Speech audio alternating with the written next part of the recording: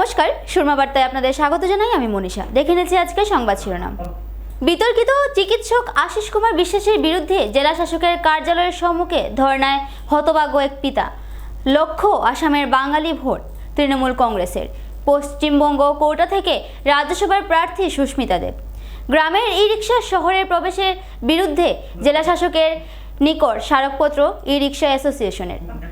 15 লক্ষ টাকা নেশা জাতীয় কফ সিরাপ বাজেয়াপ্ত চুরাইবাড়িতে। আটক 2। জমি বিবাদকে কেন্দ্র করে কাছাড়ের কাটিগড়ায় দুপক্ষের তুমুল মারপিট। আহত মহিলা সহ 5। সোমবার থেকে শুরু হলো উচ্চতর মাধ্যমিকের চূড়ান্ত পরীক্ষা। শ্বশুরবাড়িতে নিজ পত্নীকে দা দিয়ে আক্রমণ স্বামীর। মামলা দায়ের থানায়। করিমগঞ্জ অসামরিক হাসপাতালে ফের রোগীর মৃত্যু। সরকারের বিরুদ্ধে ক্ষোভ প্রকাশ জেলা কংগ্রেস সভাপতির। শনিবার ক্ষোভের সুরে তিনি বলেন, এই হাসপাতালের অব্যবস্থা নিয়ে নানানবার জেলা কংগ্রেসের তরফ থেকে আন্দোলনও করেন। এরপরও বর্তমান বিজেপি সরকার 12 লক্ষ মানুষের শেষ ভরসা স্থল করিমগঞ্জ হাসপাতালটি মৃত্যুপুরীতে পরিণত হয়েছে। তিনি আরও বলেন, সামান্য জন্ম নিয়ন্ত্রণের অস্ত্রোপচার করাতে এসে চিকিৎসকের ভুলে রোগীকে প্রাণ হারাতে হয়।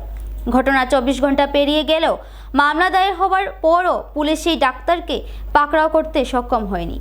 জেলা কংগ্রেস সভাপতি রজত চক্রবর্তী বলেন, বিধানসভায় দাঁড়িয়ে সরকার পক্ষের এক বিধায়ক স্বাস্থ্য ব্যবস্থা নিয়ে কথার ফুলঝুরি ছুটালেও করিমগঞ্জ জেলা হাসপাতালে করিমগঞ্জবাসীকে ন্যূনতম পরিষেবা দিতে ব্যর্থ হচ্ছে বিজেপি সরকার। আমি উষা বর্মনের কারণে আসি। একে বিশ্বাসে যে উষা বর্মনটা মারছে, এর আগে 1-1.5 বছর আগে আমার ছেলেরও মারছে। প্রায় বহুত ঘটনা করছে একে বিশ্বাসে।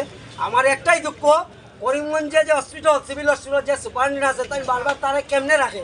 এর মানে সব টাকার খেলা নেই। করিমগঞ্জে মানুষ বুড়বক। হ্যাঁ, আমি জহরা আসামিসও দিছো, গুয়াহাটি যাইব বুই আর জহরা।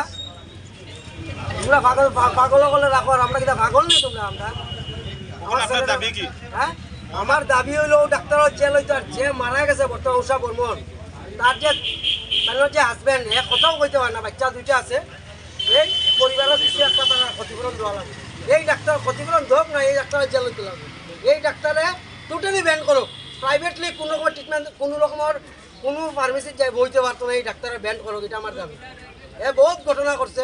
আর আমার কাছে যদি উকিলেও যদি চায়, মানে উকিল কই, জাস্টিসেও যদি মানে ম্যাজিস্ট্রেট চায়, আমি 2 ঘন্টার ভিতরে কমসে কম 10 জন মানুষের ডাইরেক্ট লাইভ ভিডিও দেখাই দিব যে এই ডাক্তারে মারছে।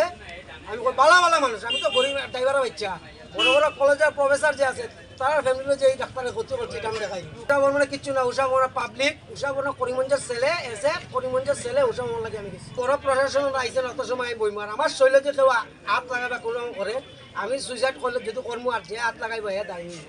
আমি কিচ্ছু খাই, যত সময় কেউ আই আমার মানে একটা আশ্বাসন দিছে না যে তুমি বিচার পাইবে, অত সময় আমি সরতাম না। করিমগঞ্জ লোকসভা আসন কি হাতছাড়া হচ্ছে বিজেপির? করিমগঞ্জ লোকসভা আসন পেতে যাচ্ছে মিত্রজোট এজিপি। কথাবার্তা পাকা না হলেও আকার ইঙ্গিতে এজিপির দিকে পা বাড়িয়ে রেখেছেন বহিষ্কৃত কংগ্রেস বিধায়ক সিদ্দেক আহমেদ।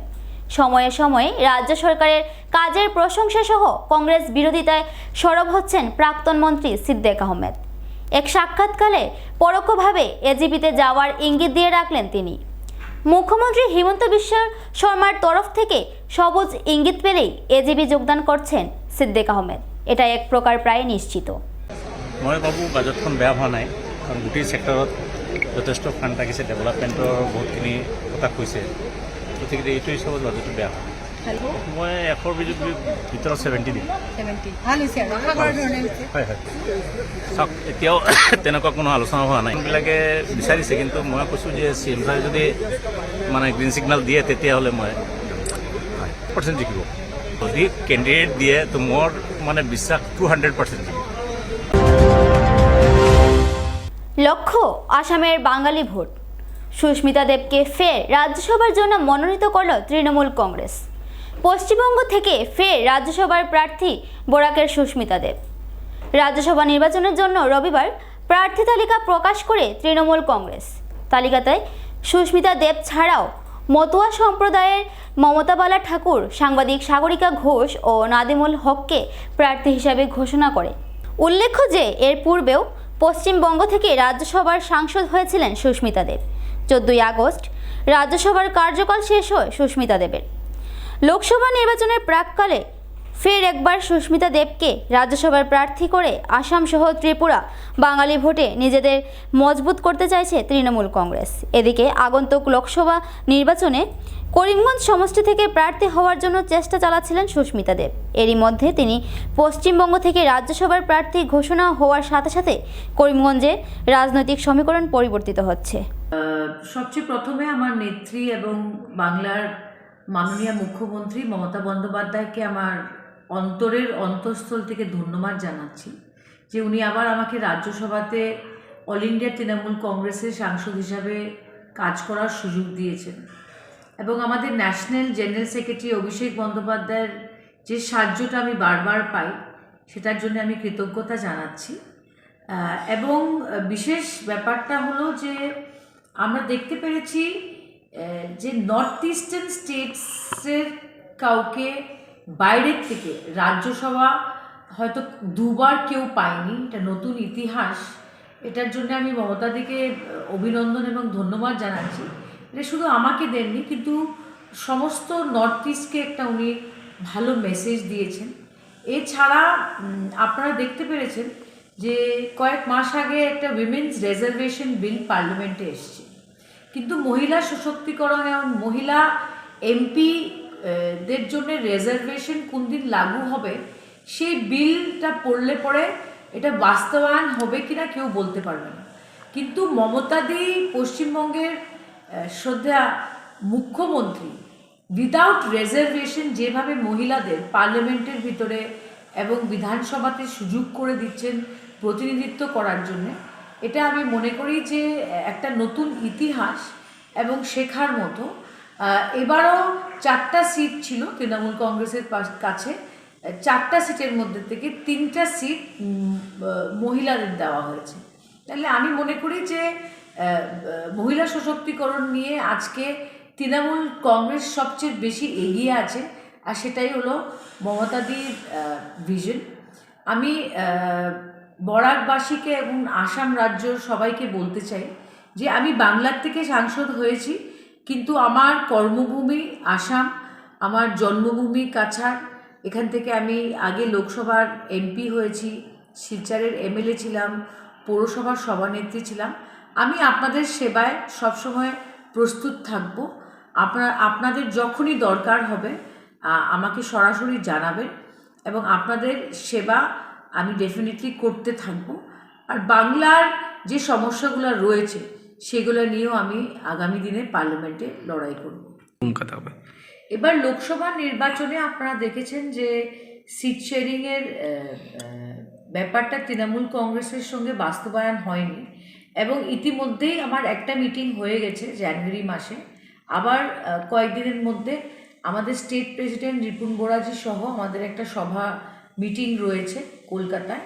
আমরা সেই সিদ্ধান্ত নিব এবং কে ক্যান্ডিডেট হবে, কোন সিটে আমরা লড়ব, আমরা একা লড়ব কিনা এই সিদ্ধান্ত আমাদের নেত্রী মমতা বন্দ্যোপাধ্যায় শীঘ্রই নিতে যাচ্ছে। আমি নিশ্চয়ই আপনাদের একটা প্রেস মিট করে জানাবো। ওনার ডিসিশনই ফাইনাল হবে এই ব্যাপারে। আপনাকে দেখা যাবে নাকি লোকসভা ইলেকশনে? আমাকে দেখা যাবে না কাকে দেখা যাবে এইটাও আমি মনে করি মমতাদি সিদ্ধান্ত নেবে। কিন্তু আমার মনে হয় যেখানে আমাকে রাজ্যসভা উনি দিয়েছেন, ফ্র্যাঙ্কলি আমি এটা এক্সপেক্ট করছিলাম না। আজকে সকালে আমি জানতে পেরেছি। এখন কি পরিস্থিতি পার্টির ভিতরে তৈরি হয়েছে সেটা আমি কলকাতা গিয়েই জানতে পারবো। আমি নিশ্চয়ই আপনাদের জানাবো। 15 লক্ষাধিক টাকার নেশা জাতীয় কফ সিরাপ বাজেয়াপ্ত আসামের চুড়াইবাড়িতে। ধৃত 2। বরাক উপত্যকাকে করিডোর হিসাবে বানিয়ে নেশা সামগ্রী পাচারের হিড়িক কিছুতেই যেন কমানো যাচ্ছে না। ফের গুয়াহাটি থেকে ত্রিপুরায় পাচারের পথে আসাম চুড়াইবাড়ি ওয়াচ পোস্ট পুলিশের হাতে ধরা পড়ল প্রায় 15 লক্ষাধিক টাকা নেশা জাতীয় এসকফ কফ সিরাপ। এ কাণ্ডে গাড়ি চালক ও সহচালককে আটক করেছে পুলিশ। ঘটনাটি নিয়ে গেট ইনচার্জ প্রণব মিলি জানান যে সোমবার সকালে AS01R C1881 নম্বরের একটি অনলাইন সামগ্রী বোঝাই 16 চাকার লরি চোরাইবাড়ি পুলিশ চেক গেটে পৌঁছলে গাড়িটিতে যথারীতি তল্লাশি করে কর্তব্যরত পুলিশ।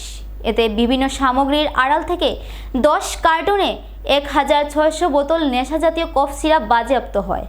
যার কালোবাজারি মূল্য 15 লক্ষাধিক টাকার মতো হবে। এ কাণ্ডে জড়িত থাকার দায়ে আটক করা হয়েছে গাড়ি চালক ও সহচালককে। এদের উভয়ের বাড়ি মেঘালয়ে। এই মর্মে পুলিশ ধৃতের বিরুদ্ধে এনডিপিএস ধারায় মামলা হাতে নিয়ে তদন্ত শুরু করেছে। আটক দ্বয়কে মঙ্গলবার আদালতে সোপর্দ করা হবে। অসম পুলিশের এহেন ঘন ঘন নেশা বিরোধী অভিযানে সন্তোষ প্রকাশ করেছেন এলাকার সচেতন মহল। ত্রিপুরা থেকে ভানুচন্দ্রের প্রতিবেদন।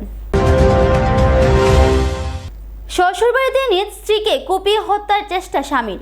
চাঞ্চল্যকর এই ঘটনাটি সংঘটিত হয়েছে কাছাড় জেলার ধলাই আরজানপুরে। ঘটনার বিবরণে জানা যায় যে গত 1.5 বছর পূর্বে ধলাইয়ের আরধানপুরের শকাজ আলমের সাথে বিবাহ বন্ধনে আবদ্ধ হয় ফরিদা বেগম। বিবাহের পর থেকেই ফরিদা বেগমকে শারীরিক ও মানসিক অত্যাচার চালিয়ে আসছিল স্বামী শকাজ আলম। স্বামীর হাতে নির্যাতিত ফরিদাকে তার পরিবারের লোকজন কিছুদিন পূর্বে স্বামীর ঘর থেকে নিয়ে যায়। 2 দিন পূর্বে স্বামী শকাজ আলম শ্বশুরবাড়িতে উপস্থিত হয়ে পত্নীকে নিয়ে যাওয়ার জন্য জোর জবরদস্তি করতে থাকে। পত্নী ফরিদা বেগম এতে রাজি না হওয়ায় নিজ ব্যাগ থেকে দা বের করে পত্নীর উপর আক্রমণ করে স্বামী শকাজ আলম। ঘটনাটি নিয়ে স্বামী শকাজের বিরুদ্ধে ধলাই থানায় মামলা দায়ের করে অপরাধীর কঠোর শাস্তি দাবি করেন ফরিদা বেগমের পিতা। স্ত্রী গেছিলা তার বাড়িতে আনাত, তা আনাত যাওয়ার পরে তারা দিতা কইয়া সময় মতো কত সময় রাখিয়া বিকাল টাইমে কইছেন দিতা না, এই তো খান্দের দিতাই না, তে আমার এই কথাটা হইতাই। আমি আগেও গেলাম গিয়ে, তখন আমার স্ত্রী গরো আই গেছেন, আইয়া আমারে কইছেন। তখন মহিলা সমিতি এর আগেও বিচার করে দিছেন, তারা কইছেন কোনো কিছু হইতে আমারে জানাইও। তখন আমি তারারে ফোন করিয়া জানাইছি। আমি কোয়ার পরে তারা ফোন করছেন, ফোন করিলে তারা কইছেন আমরা 1 সপ্তাহ পরে আমরা নিজে লইয়া আইম। মহিলা সমিতি কইছে তুমি নিশ্চিন্তা থাকো, 1 সপ্তাহ পরে লইয়া যদি যাই না তবে আমরা জিনিস বুঝবো। অত কইয়ালে তারার কথাটা মানিয়া আমি আমার গড় রয়ে গেছি। রাত্রে আমার মেয়েরে তারা বহুত অত্যাচার করছেন, তার মা ফুয়া সবেও আর কি তারা অত্যাচার করছেন। এমন তো আমার মেয়ের কন্ডিশন আর কি মানুষের সামনে তোকে শুনছি গর্দনার দরিয়া আর গলার দরিয়া রাত্রে গুমো জ করছে। আমার মেয়ে শিখ দিয়া কইছে সে কইতা করছে। ও তারা মোটামুটি আশেপাশের মানুষকে উদ্ধার করছেন। তখন ফোন গেছে, ফোন গিয়ালে কইছেন তোমার মেয়ের অবস্থা খারাপ। ও আমি মহিলা সমিতিরে ফোন করছি, ফোন করিয়ালে তারা কইছেন ঠিক আছে আমরা যাইয়া। ও তারা ফোন করিয়া তারা আমার কইছেন তুমি আও ফটাফট তোমার মেয়েটা নিয়ে যাইবে। মেয়ে আমার কাছে উদ্ধার করে দিয়েছেন, আমি আইছি। তারা কইছেন 1 সপ্তাহ পরে বিচারটা আমরা বুঝিয়ে দিব। এই সময়টা না আওয়ার আগে গত বৃহস্পতিবারে রাত্রে আমি তো বাজারও আমরা ঘর থেকে ফোন করছেন, আমার হুড়ি খাটি লিলে কইয়া ওলা কইছেন রে বাবাই কইছেন। ফোনেও নিয়ে আমি আমার সব কিছু ফালাইয়া খাইছি বাড়িত। আইয়া দেখি প্রচুর মানুষ আমার বাড়িত। তেও আমার কইছেন তুমি আর কিছু গরম হইও না, আমি আগে নিয়ে ডাক্তারও ফুসা। ও লইয়া গেছি দলাই হসপিটাল, দলাই টানা থাকি তারা করিয়া দিছে আমার শিলচর মেডিকেল কলেজ। ঘটনাটা তাই আমার মেয়ের জামাইয়ে জোর করিয়া গরম হামাইছে, আমাইয়া জোর করিয়া কইছে তুই যাইবি কি না, বলে আমি এখন যাইতাম না। দাও লইয়া আইয়া ও মারছে। ওখানে শিখ দিয়েছেন কিছু আমার আশেপাশে তো মানুষ আছেন, আমরা একটা গ্রাম বস্তির বিধান মানুষ আছে। ও তারা বারোছেন, বারোইয়া হে তো দৌড় দিয়েছে শিখর লগে। তারা গিয়া রাস্তাত মানুষে আগলি লিছেন। তার নাম হইল গিয়া রাজিবুল ডাকেন, কিন্তু তার নাম মেইন নাম হইল কি শকাজ আলম। এখন বর্তমানে যে কইছে জেলতা কি বারোইয়া আইয়া আমারে বা অথচ আমার ছেলেরে যে ঘুরে পায় হে মার্ডার আবার করব। তখন এটার লাগি আমরা এমন গরর আমার মা থাকি লাগে সমস্ত আমরা মানে তার লাগি আর কি তার এই ডরে আমরা আছি। কারণ হে যদি বারো এই আবার ঘটনা করে, প্রশাসনের কাছে চাই যাতে এই আসামির মানে উচিত সাজা হইতো। মুখ্যমন্ত্রী তার কাছেও আমি চাই আর এরকম মানুষ রূপে জানোয়ার ডে মানে এরকম শাস্তিটা পুরা আমি চাই। জমি বিবাদকে কেন্দ্র করে কাছাড়ের কাটিগড়ায় দুপক্ষের মধ্যে তুমুল মারপিট।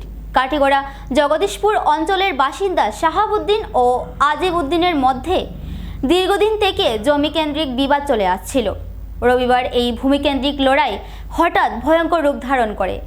2 পক্ষের মধ্যে হঠাৎ করে তুমুল সংঘর্ষের সৃষ্টি হয়। হাতে হাতে দা লাঠি সহ বিভিন্ন অস্ত্র নিয়ে এক পক্ষ অপর পক্ষের উপর ঝাঁপিয়ে পড়ে। 2 পক্ষের মারপিটে কার্যত রণক্ষেত্রে পরিণত হয় জগদীশপুর এলাকা। ভয়ঙ্কর এই মারপিটে উভয় পক্ষের 5 জন গুরুতর আহত হয়। এদিনের ঘটনার খবর পেয়ে স্থানীয় পুলিশ উপস্থিত হয়ে পরিস্থিতি নিয়ন্ত্রণে আনার পাশাপাশি একজনকে আটক করে নিয়ে যায়। ঘটনাটি নিয়ে এলাকা জুড়ে চাপা উত্তেজনা বিরাজ করছে। আমার নাম জিএমসি শাহাবুদ্দিন আহমেদ আর আব্দুল কাহির। আমরা 2 জনে মিলে লোমালিত খাটিগড়ার লোমালির জায়গা কিনছিলাম ইনো 4টা পার্টির গেছ থাকিয়া। তো একটা পার্টির কাছ থেকে আজিরুদ্দিন এবং তার ভাইয়ারা জায়গা মানে পরে তারা আমরা দাম থেকে আরও 5 লাখ টাকা বেশি দিবা কই ওই পার্টিটারে বিলাইয়া নিছই নিলে 3 পার্টির জায়গা এখনও আমার দখলে আমার এখানে গড় বানাইয়া আছি গড় কারেন্ট আসলো সিসি ক্যামেরা গড় আসবাবপত্র জমিনের ডকুমেন্টর পলিথিনের একটা ক্যারি ব্যাগও আসলো মোবাইল আসলো রাত্রি কেন আমি আসলাম শামীম আহমদ আসলো আরও ইনো একটা ফ্যামিলি আমার বাতিজার বউ আছে তারা আসলা এর ছোটো বাচ্চা আসলাম অতর্কিতে আজকে সকালে তারা আজিরুদ্দিন সিরাজউদ্দিন এরপরে আনোয়ার জগদীশপুরের শামু একজনের নাম আনোয়ারের ভাই এরা ঢুকিয়া এরা সকালে অতর্কিত বাড়াটি মানুষ অ্যাবাউট 40-50 জন মানুষ লইয়া গিয়া ঘরের সামনে আমার কার আসলো ইয়ন কার ম্যাজিক গাড়ি একটা আসলো এটা বাংচুর করিয়া গড় দুয়ার ভাঙ্গিয়া আমারে দরিয়া ঠানিয়া গড় থেকে নিয়া তারার গড় নিয়ে আটক করে লইছেন তারা নিয়া আটক করে মাইর দূর করছেন ব্যাপারটা তারা রাত্রে তো গ্যাং বানায় রাত্রে ওই জায়গা বউ মাফিয়াগিরি করতে করিয়া একটা জায়গারে জবরদখল করিয়া 2 মাস থেকে তারা চেষ্টা করে ঢুকতো আর আজকে তারা জানি না হয়তো ফাইনাল মনে হয় আজকে ঢুকে যাওয়ার ফেল হঠাৎ থেকে ঢুকতে এমন হয়েছে যে মানুষ একটা ম্যাজিক গাড়ি দিয়ে বিরাট মানুষ লইয়া আইছে আর একটা ইনো গাড়ি আছে আরও 2-3টা গাড়ি আসলো এটা ফালাই গেছে ও সময় মানে টানাটানির সময় পরে আমরা গাঁওর মানুষ দৌড়িয়ে আইছেন আমরা বাঁচানি ওই সময় 3 জনের মধ্যে জিএমসির ধরে হয়েছে আর তাজউদ্দিন এবং আব্দুল কাহির এরা বাকি গেছে আর আরও গৈর অনেক মানুষ আসলো। এবারে নিয়ে নিচ্ছি ছোট্ট একটা বিজ্ঞাপন বিরতির সঙ্গে থাকুন। আনন্দ সংবাদ, আনন্দ সংবাদ, আনন্দ সংবাদ। উচ্চ ও গুণগত মানের শিক্ষা পরিষেবা নিয়ে করিমগঞ্জে যাত্রা শুরু করলো প্রণবানন্দ বিদ্যা মন্দির। আপনি কি আপনার বাচ্চার পড়াশোনা নিয়ে চিন্তায় আছেন? এবার আপনাদের চিন্তা দূর করতে গুণগত শিক্ষা নিয়ে করিমগঞ্জে যাত্রা শুরু করলো প্রণবানন্দ বিদ্যা মন্দির। প্রথমবারের মতো টাটা ক্লাস এইজের মাধ্যমে স্মার্ট ক্লাসের সুবিধা নিয়ে এসেছে প্রণবানন্দ বিদ্যা মন্দির। 18 ডিসেম্বর থেকে সোম থেকে শনিবার সকাল 9:30 ঘটিকা থেকে 2 ঘটিকা অবধি স্কুল প্রাঙ্গণ থেকে ভর্তি ফর্ম সংগ্রহ করতে পারবেন। আমাদের ঠিকানা আজাদ সাগর রোড, করিমগঞ্জ। যোগাযোগ নম্বর 7570573632 9859147414। আপনি ঘর বানিয়েছেন, ঘরের রং নিয়ে চিন্তা করছেন? চিন্তার দিন শেষ। করিমগঞ্জের মিশিতা পেইন্টস ডিউলাক্স কোম্পানির বিভিন্ন রকমের রঙের সম্ভার নিয়ে উপস্থিত হলো। বিশ্বাসের অপর নাম deluxe. Let's colour with deluxe. আমাদের ঠিকানা স্টেশন রোড, করিমগঞ্জ, বিশাল মেগামার্টের সম্মুখে। যোগাযোগ নম্বর 9854299300 9401449722।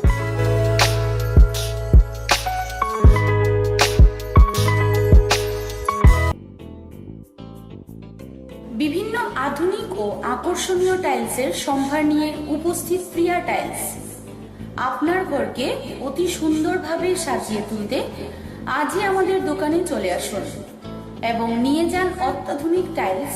আপনার পছন্দের সব ধরনের টাইলস আমাদের এখানে উপলব্ধ রয়েছে।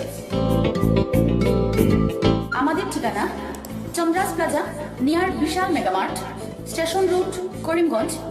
মোবাইল 9101805530 9957709784।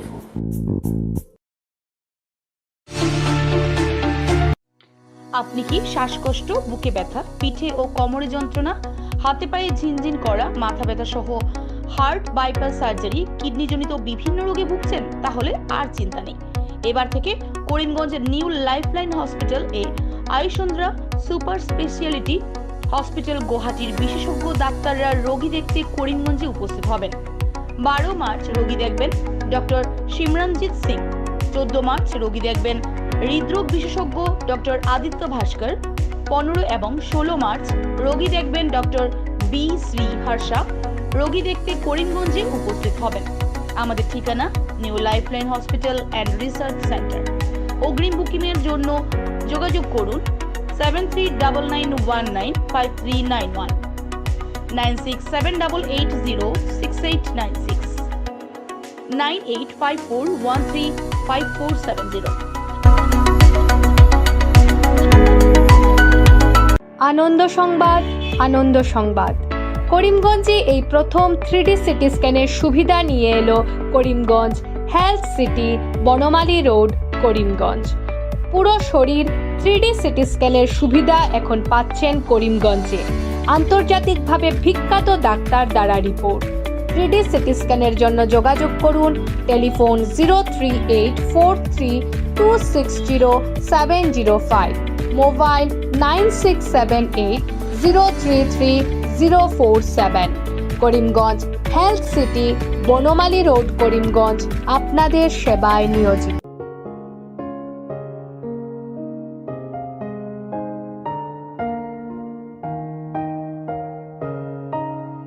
চিকিৎসা সেবায় নতুনত্ব নিয়ে হাজির নিউ লাইফলাইন হাসপাতাল।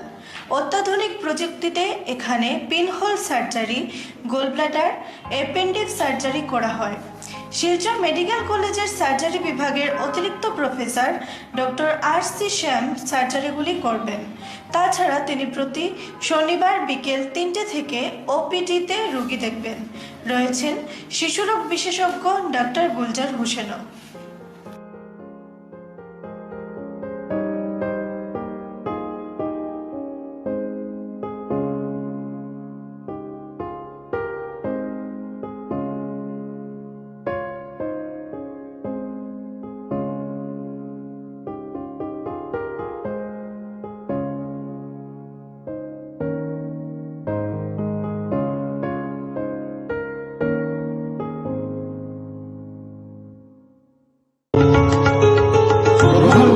করিমগঞ্জ হোলসেল কোঅপারেটিভ স্টোর্স তথা সহচরীর আন্তরিক অভিনন্দন। করিমগঞ্জ হোলসেল কোঅপারেটিভ স্টোর্সের নিয়ন্ত্রণাধীন স্টেশন রোডস্থ বিভাগীয় বিপণী সহচরী নতুন উদ্যোগে সমৃদ্ধ হয়ে জনগণের সেবায় এগিয়ে এসেছে। তুলনামূলক কম মূল্যে নিত্য প্রয়োজনীয় দ্রব্য সামগ্রীর যোগান অব্যাহত রাখতে সহচরী কর্তৃপক্ষ বদ্ধপরিকর। জেলার সমবায় আন্দোলনকে জোরদার করে তোলার ক্ষেত্রে করিমগঞ্জ হোলসেল কোঅপারেটিভ স্টোর্স তথা সহচরী কর্তৃপক্ষ সকলের আন্তরিক ও সক্রিয় সহযোগিতা কামনা করে নতুন আঙ্গিকে বাস্তব পরিকল্পনা নিয়ে সহচরী স্টেশন রোড, করিমগঞ্জ আপনাদের সেবায় সদা প্রস্তুত।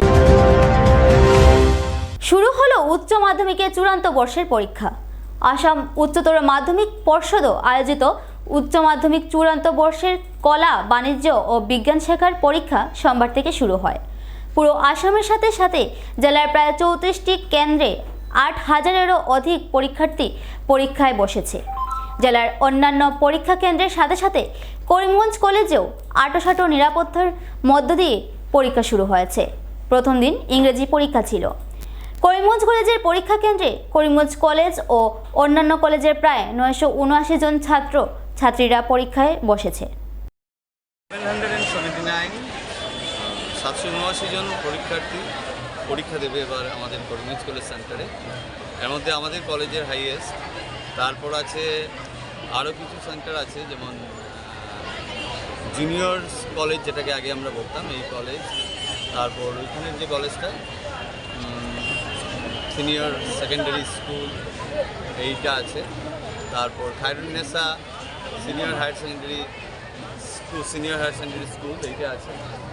এই সব কিছু মিলিয়ে আর্টস, সায়েন্স এবং কমার্সের পরীক্ষা হবে। আজকে ইংরেজি পরীক্ষা। তো টোটাল নাম্বার অফ এক্সামিনিস আমি তো বলেছি 779।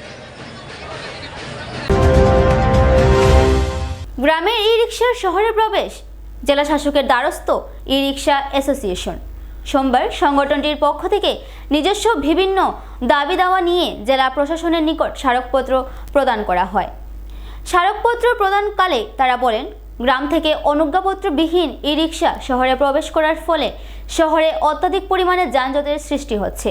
তাই তারা গ্রামের ই রিক্সাগুলো যাতে সকাল 5টা থেকে বিকেল 5টা অবধি শহরে প্রবেশ করতে না পারে সেই দাবি রাখেন।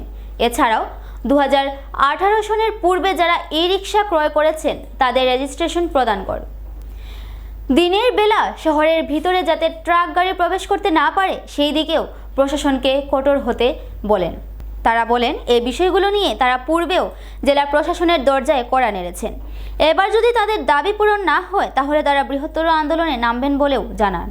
মহারাজ আজকে আমরা রিক্সা ওনার্স অ্যাসোসিয়েশনের করিমগঞ্জ ডিস্ট্রিক্টের পক্ষ থেকে আজকে ডিসি মহাদেবের লাস্ট আমরা একটা মেমোরান্ডাম দিব যে আমরা শহরের যে ছেলেরা যেগুলো আছে সবগুলা বেকার হয়ে যায়, এখানে এত টুকটুকি বাড়ছে, অবৈধ টুকটুকি। এটা লাগে আজকে আমরা লাস্ট মেমোরান্ডাম দিব যাতে বাইরের টুকটুকিগুলো যাতে বাইরে থাকে, সকাল 5টা থেকে বিকাল 5টা পর্যন্ত যাতে শহরে প্রবেশ না করে। এটা লাগে আমরা লাস্ট আবেদন করবো আজকে।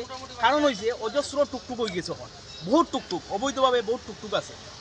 আর আমরা শহরের যারা ছেলেরা আছে তারা একমাত্র এখন উপার্জন করছে টুকটুক চালাইয়া, শহরের ছেলেরা অর্থ উপার্জন করিয়া নিজের ফ্যামিলিরে চালান।